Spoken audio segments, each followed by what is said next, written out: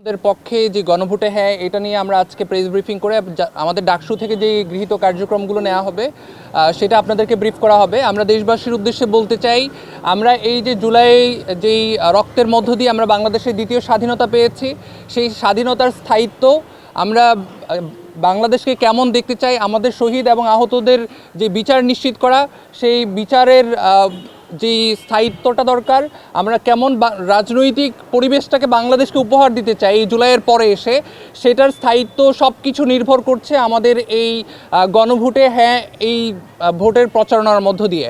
তো আমরা দেশবাসী সহ পুরো গ্রাম থেকে গ্রামান্তরে, প্রত্যেকটা প্রাণ থেকে প্রাণান্তরে, প্রত্যেকটা লেভেলের মানুষের কাছে আমরা পৌঁছে দিতে চাই যে আসলে গণভোটে হ্যাঁ দেওয়াটা কেন জরুরি। কারণ হচ্ছে আমরা বাংলাদেশকে নতুন একটি রাজনৈতিক সংস্কৃতি উপহার দিতে চাই।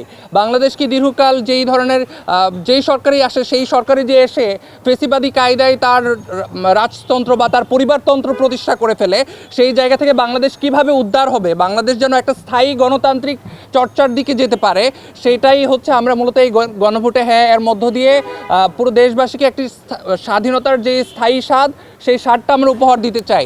সেই প্রচারণা, সেই সচেতনতা বৃদ্ধি কল্পেই আজকে আমাদের এই প্রেস ব্রিফিং।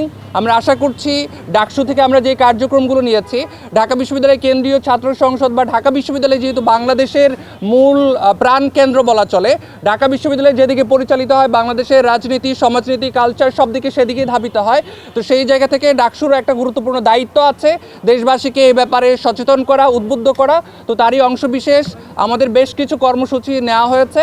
আমরা আশা করছি আমাদের ডাকসু সম্মানিত ভিপি সেই কর্মসূচি যেগুলো আপনাদের সামনে অবহিত করবেন, সেইগুলো আমরা বাস্তবায়নের মধ্য দিয়ে পুরো দেশবাসীকে ঐক্যবদ্ধ করে আমাদের যে গণভোটে হ্যাঁ, সেই হ্যাঁকে আমরা জয়যুক্ত করব, সেই আশাবাদ ব্যক্ত করে আমি আমার কথা শেষ করছি। ইনকিলাব জিন্দাবাদ, বাংলাদেশ জিন্দাবাদ। ধন্যবাদ।